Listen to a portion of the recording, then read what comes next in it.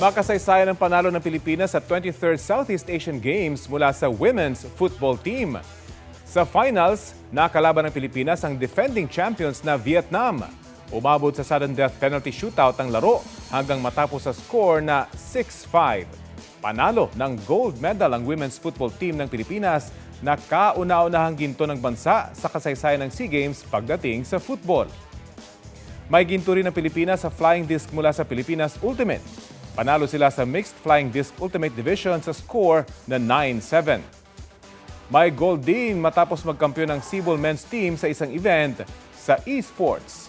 Ika-4 na sunod-sunod na gold medal na ito ng Pilipinas sa event mula nang mapabilang ito sa SEA Games noong 2019.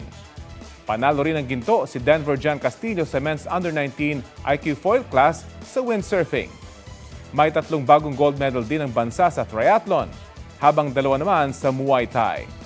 Sa kasalukuyan, 38 na ang gold medals ng Pilipinas sa SEA Games. 55 naman ang silver medal at 120 ang bronze.